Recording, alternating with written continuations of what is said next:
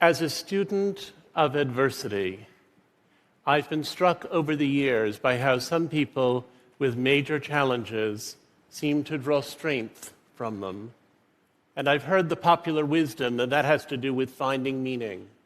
And for a long time, I thought the meaning was out there, some great truth waiting to be found. But over time, I've come to feel that the truth is irrelevant. We call it finding meaning, but we might better call it forging meaning. My last book was about how families manage to deal with various kinds of challenging or unusual offspring.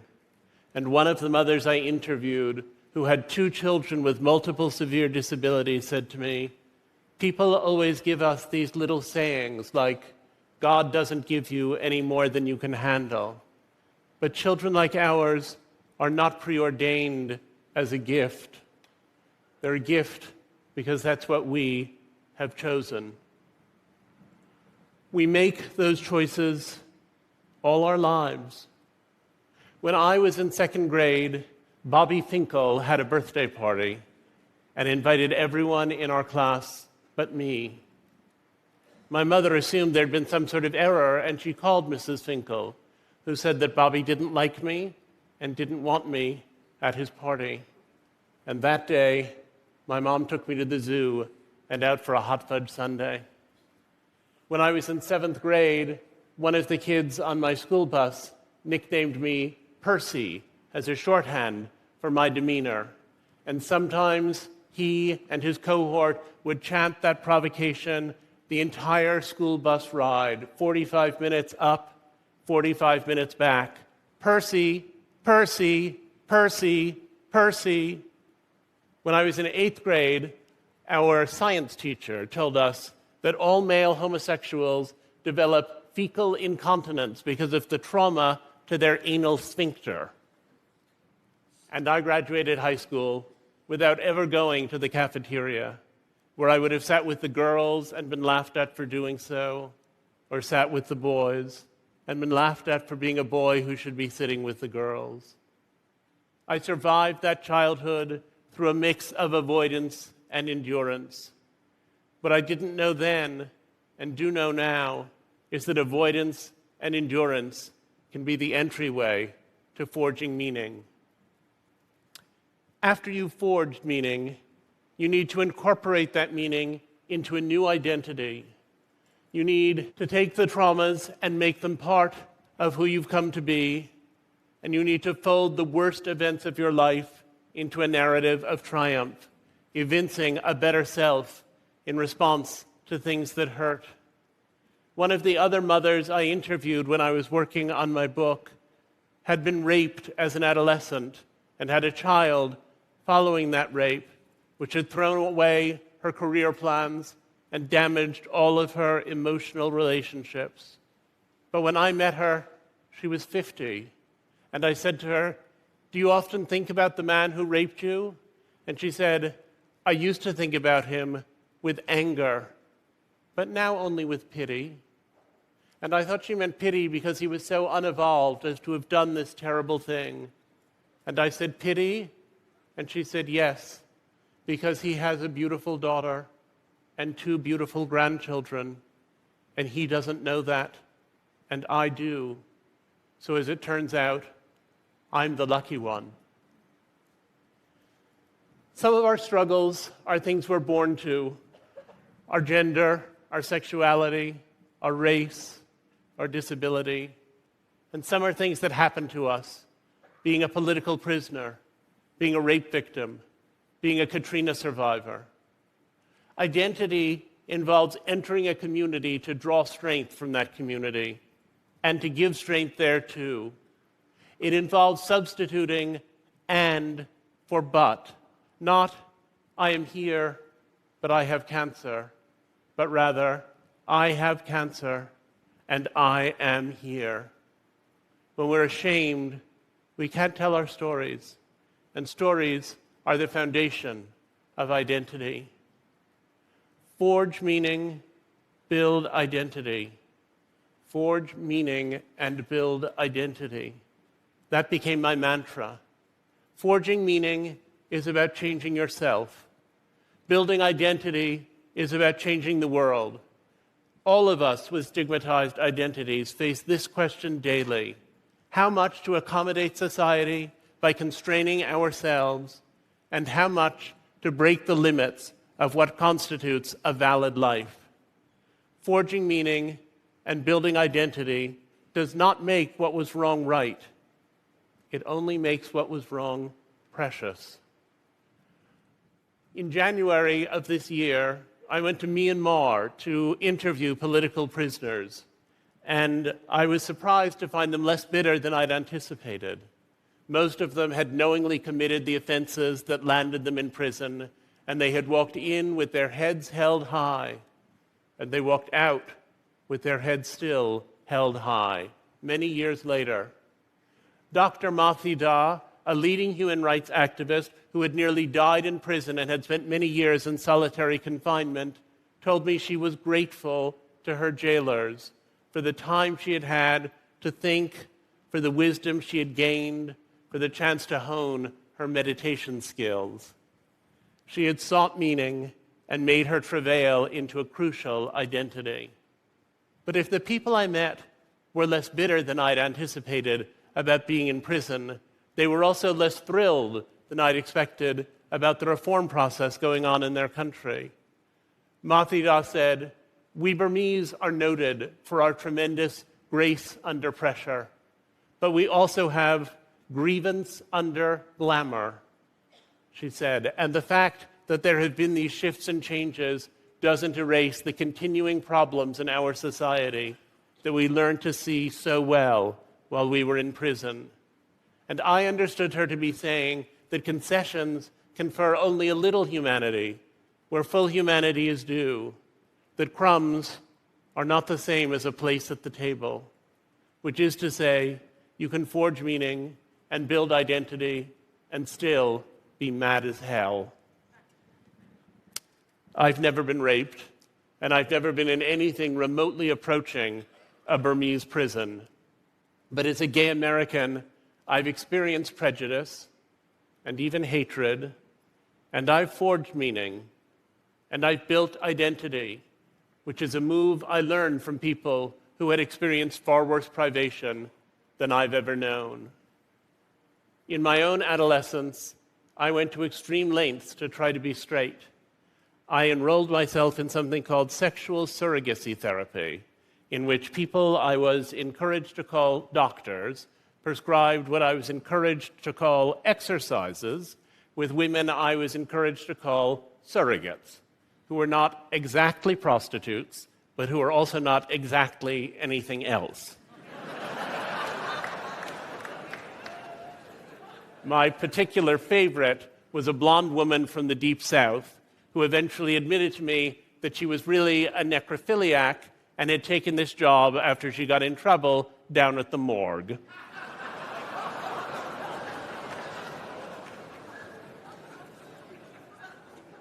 These experiences eventually allowed me to have some happy physical relationships with women, for which I'm grateful.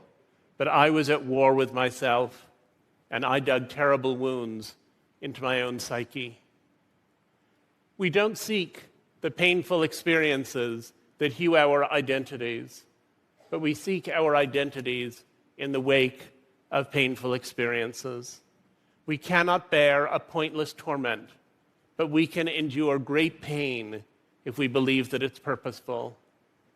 Ease makes less of an impression on us than struggle. We could have been ourselves without our delights, but not without the misfortunes that drive our search for meaning. Therefore, I take pleasure in infirmities, St. Paul wrote in 2 Corinthians. For when I am weak, then I am strong. In 1988, I went to Moscow to interview artists of the Soviet underground, and I expected their work to be dissident and political. But the radicalism in their work actually lay in reinserting humanity into a society that was annihilating humanity itself, as in some senses, Russian society is now doing again. One of the artists I met said to me, "We were in training to be not artists, but angels." in 1991, I went back to see the artists I'd been writing about, and I was with them during the putsch that ended the Soviet Union. And they were among the chief organizers of the resistance to that putsch. And on the third day of the putsch, one of them suggested we walk up to Smolenskaya, and we went there, and we ranged ourselves in front of one of the barricades, and a little while later, a column of tanks rolled up. And the soldier on the front tank said, "We have unconditional orders to destroy this barricade. If you get out of the way, we don't need to hurt you. But if you won't move, we'll have no choice but to run you down." And the artist I was with said, "Give us just a minute. Give us just a minute to tell you why we're here." And the soldier folded his arms, and the artist launched into a Jeffersonian panegyric to democracy, such as those of us who live in a Jeffersonian democracy would be hard-pressed to present. And they went on, and the soldier watched, and then he sat there for a full minute after they were finished and looked at us so bedraggled in the rain and said, "What you have said is true, and we must bow to the will of the people. If you'll clear enough space for us to turn around, we'll go back the way we came." And that's what they did. Sometimes forging meaning can give you the vocabulary you need to fight for your ultimate freedom. Russia awakened me to the lemonade notion that oppression breeds the power to oppose it, and I gradually understood that as the cornerstone of identity. It took identity to rescue me from sadness. The gay rights movement posits a world in which my aberrances are a victory. Identity politics always works on two fronts: to give pride to people who have a given condition or characteristic, and to cause the outside world to treat such people more gently and more kindly. Those are two totally separate enterprises, but progress in each sphere reverberates in the other. Identity politics can be narcissistic. People extol a difference only because it's theirs. People narrow the world and function in discrete groups without empathy for one another. But properly understood and wisely practiced, identity politics should expand our idea of what it is to be human. Identity itself should be not a smug label or a gold medal, but a revolution. I would have had an easier life if I were straight, but I would not be me. And I now like being myself better than the idea of being someone else. Someone who, to be honest, I have neither the option of being nor the ability fully to imagine. But if you banish the dragons, you banish the heroes. And we become attached to the heroic strain in our own lives. I've sometimes wondered whether I could have ceased to hate that part of myself without Gay Pride's Technicolor fiesta, of which this speech is one manifestation. I used to think I would know myself to be mature when I could simply be gay without emphasis. But the self-loathing of that period left a void, and celebration needs to fill and overflow it. And even if I repay my private debt of melancholy, there's still an outer world of homophobia that it will take decades to address. Someday, being gay will be a simple fact, free of party hats and blame, but not yet. A friend of mine, who thought Gay Pride was getting very carried away with itself, once suggested that we organize Gay Humility Week.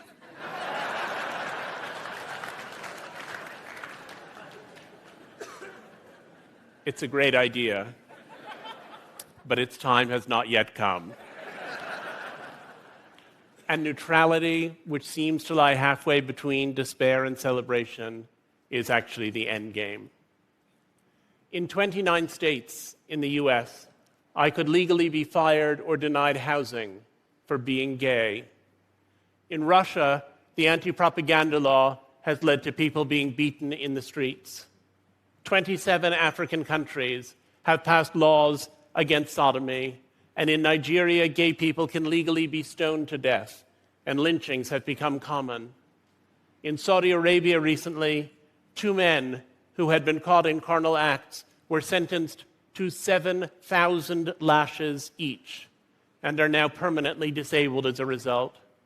So who can forge meaning and build identity?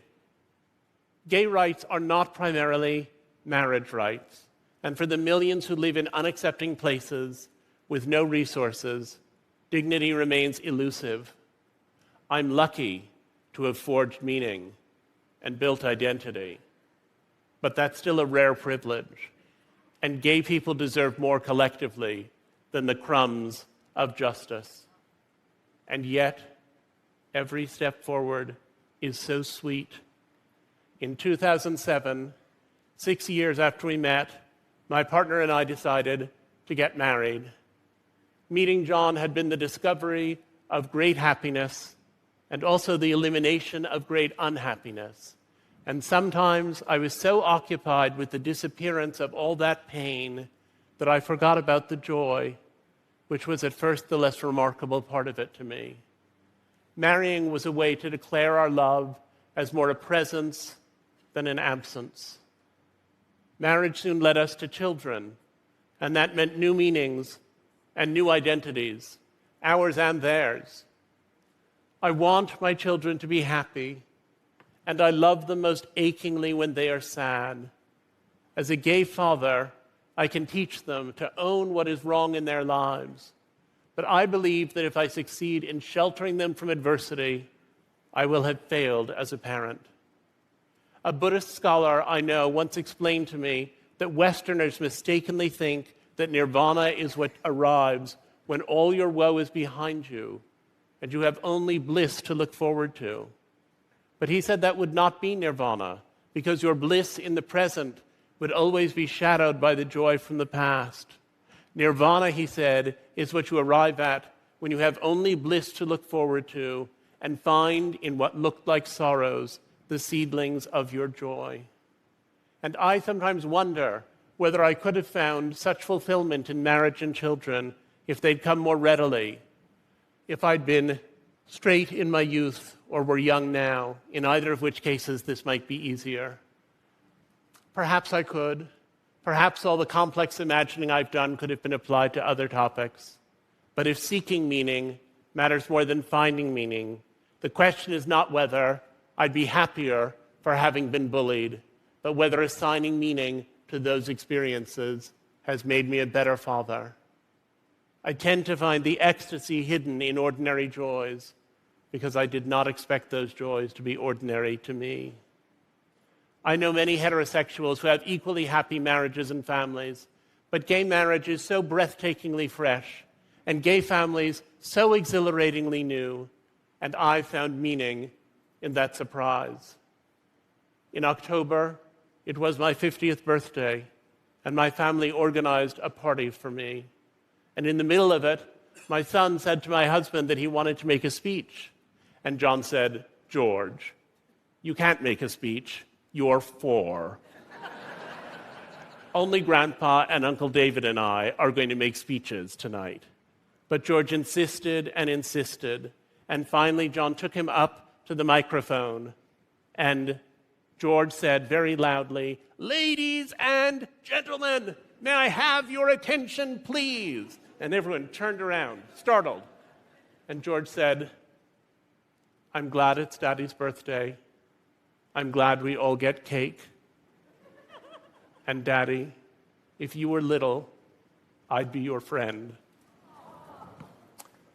And I thought, thank you, I thought that I was indebted even to Bobby Finkel, because all those earlier experiences were what had propelled me to this moment.